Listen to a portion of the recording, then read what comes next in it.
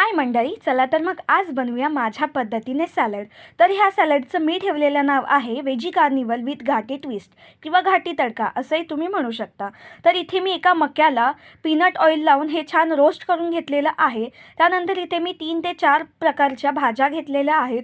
त्यांना चांगलं धुवून पुसून बारीक असं कट करून घेतलेलं आहे. त्यानंतर इथे मी काकडी जुलियन्समध्ये कट करून घेतली आहे. त्यानंतर एका पॅनमध्ये पीनट ऑइल घालून त्याला चांगलं गरम करून त्यामध्ये ह्या सगळ्या भाज्या मी सॉटे करून घेतलेल्या आहेत. ह्या भाज्या थोड्याशा क्रंच होईपर्यंत तुम्ही भाजून घ्यायच्या आहेत. त्यानंतर ह्याला थोडासा स्मोकी फ्लेवर दिला. त्यानंतर ह्याच्यामध्ये मी सॉल्ट आणि थोडासा पनीर मसाला घातला, रोस्ट केलेलं मका घातला, त्यांना चांगलं सॉटे केलं.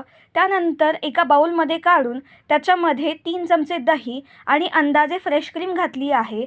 मी इथे अमूलची फ्रेश क्रीम यूज केलेली आहे. त्यानंतर ह्यांना मिक्स करून थोडेसे क्युकुंबर घालून मिक्स करायचं आहे. त्यानंतर एका बाउलमध्ये घाटी मसाला आणि थोडंसं पीनट ऑइल घ्यायचं आहे. हे छान मिक्स करून घ्यायचं आहे आणि ही आपली ड्रेसिंग आहे. त्यानंतर एका प्लेटमध्ये हे सगळं सॅलड ॲड करून त्याच्यामध्ये ही ड्रेसिंग ॲड करायची आहे. तयार आहे आपलं वेजी सॅलड. तुम्हीही नक्की